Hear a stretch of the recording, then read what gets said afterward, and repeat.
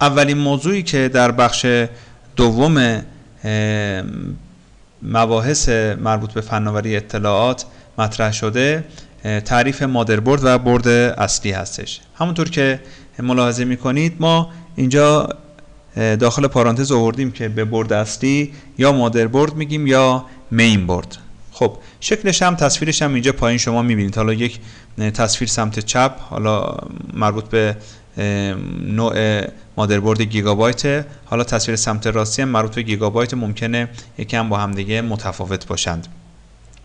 خب توی تعریف هم اگر شما ملاحظه کنید مادربرد یا برد اصلی کامپیوتر یک بردیه که یک قطعه الکترونیکیه که تمامی قطعات دیگر کامپیوتر یا رایانه از قبیل رم، سی پی یو، کارت گرافیک، کارت صوتی، نمیدونم کارت شبکه و خیلی از قطعات دیگه کامپیوتر روی این برد وصل میشه و همینطور پورت های ورودی خروجی که شما باهاش سر و کار دارید، این پورت های ورودی خروجی هم روی مادربرد هستن. ما توی بخش بعدی سعی کردیم بخش بندی کنیم و بخش های مختلف مادربرد رو خدمتتون به صورت تیتروار توضیح بدیم. خب تو قسمت بالا یک سری پورت های ورودی خروجی وجود داره که حالا اینجا پورت های اکسترنال نام برده شده. پورت های ورودی خروجی میگن که تو بخش اول تو این قسمت معمولا صفحه کلید، پورت مربوط به صفحه کلید یعنی کابل صفحه کلید تو این قسمت میخوره. حالا اونایی که پورت های PS2 دارن یعنی به صورت گرد هستن این کابل ها و پورت های موس باز USB داریم، PS2 داریم که تو این قسمت نصب میشه. حالا اون موس هایی که یا صفحه کلید هایی که به صورت USB هستن، کابل های USB هستن، باید تو این قسمت وصل بشن. یه پورت LPT دارین اینجا، پورت مربوط به چاپگر هستش، پورت مربوط به کارت صوتی، پورت مربوط به کارت شبکه و همه پورت های ورودی خروجی تو این قسمت طراحی شدن. حالا اگر شما یک فلشی رو از پشت کیس دارین به کامپیوتر وصل میکنید، دقیقاً به این پورت ها دارید وصل میکنید، پورت های USB. خب توی بخش سمت راست باز چند تا بخش نامگذاری شده که از همه مهمتر این بخشیه که سوکت در واقع سی پی یو نامگذاری شده و قطعه سی پی یو کامپیوتر یا پردازنده کامپیوتر معمولا روی این قسمت سوار میشه و نصب میشه و روی این بخش هم معمولا یک فنی وجود داره که برای خنک کنندگی سی پی یو که اینجا کار گذاشته میشه. تو این قسمت هم اسلت های رم رو دارید، یعنی این دوتا اسلتی که اینجا ملاحظه میکنید یا شیارهای توسعه یافته بهشون میگن محل نصب رمه. یعنی اگر کامپیوتر شما فرض کنید رم 4 گیگه یا رم 8 گیگه، بدونید که اون رمتون تو این محل نصب میشه. حالا ممکنه یه نفر دوتا رم 2 گیگ اینجا بندازه که مجموعش میشه 4 گیگ یا دوتا رم 4 گیگ اینجا بذاره که مجموعش میشه 8 گیگ.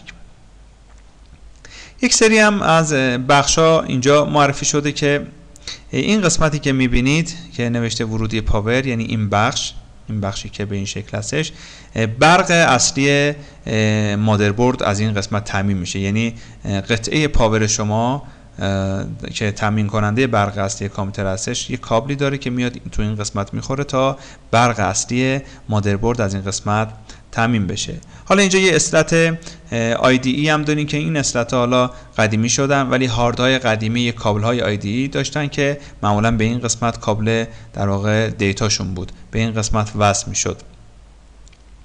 خب حالا قطعات دیگه حالا اینجا وجود داره که من اون بخشایی که بسیار مهمه خدمتتون توضیح میدم. تو این قسمت باز یک باتری رو ملاحظه میکنه که بهش میگن باتری پشتیبان.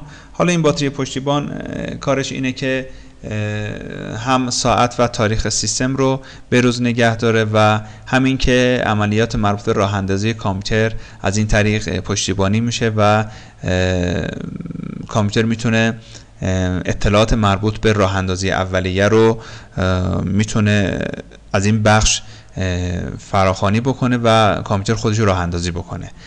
به هر حال این باتری کمکش میکنه که اون بخش سیموس فعال بمونه. بخش دیگه که اینجا وجود داره، اسلت مهمی که اینجا وجود داره با رنگ سبز نشون داده شده، اسلت مربوط به کارت گرافیکیه. کارت گرافیکی کامپیوتر تو این قسمت نصب میشه.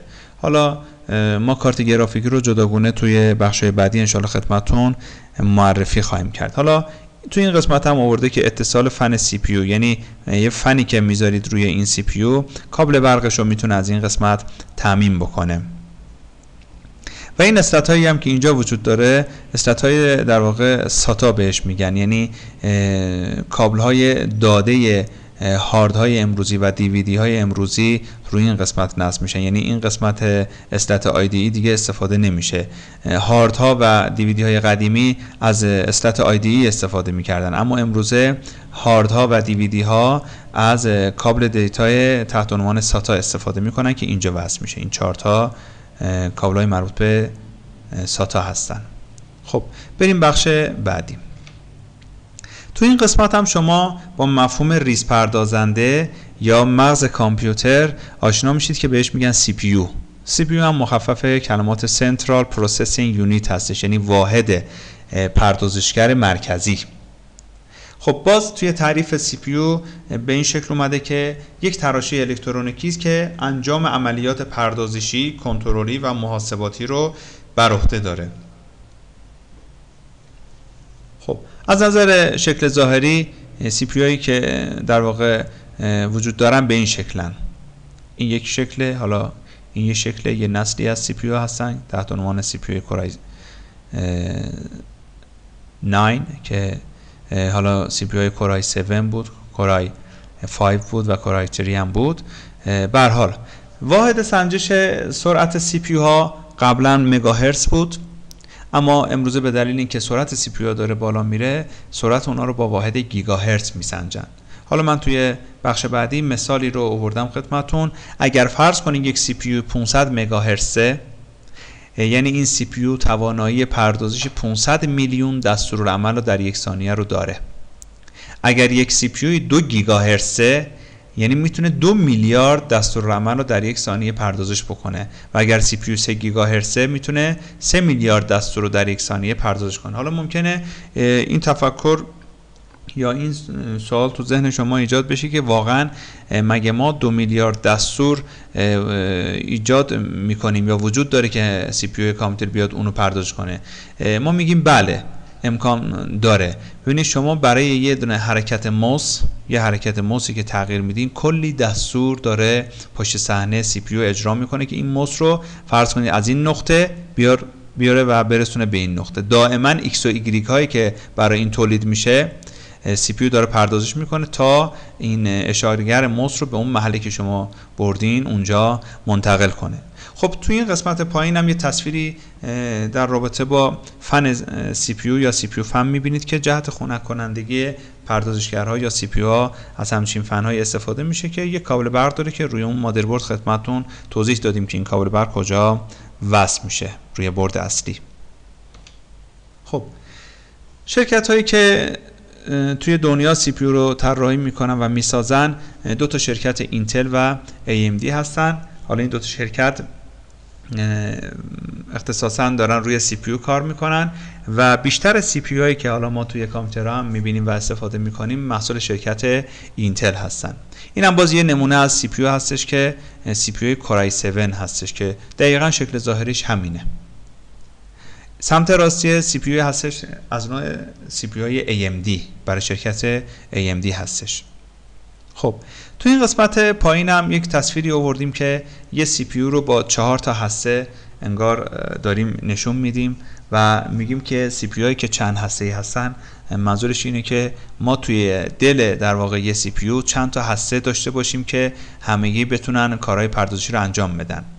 ببینید تفکر چند هسته‌ای یا تولید CPU های چند هسته‌ای از اون زمانی آغاز شد که CPU هایی که تک هسته‌ای بودن دیگه نمیتونستن همه دستورات رو پردازش بکنن و دستورات بعدی رو تو صف قرار میدادن و این باعث میشد که سرعت اجرای برنامه‌ها پایین بیاد. بنابراین تکنولوژی های جدید که تحت عنوان CPU های چند هسته‌ای مطرح میشن، CPU هایی هستن که انگار تو دل این CPU ها چند تا هسته وجود داره که همزمان با همدیگه کار میکنن. یعنی اگر سر این CPU شلوغ شد، دستورهای بعدی میره سراغ این CPU و همینطور اگر این CPU هم سرش شلوغ شد، دستورهای دیگه سراغ این CPU و همینطور روی این CPU انتقال داده میشن.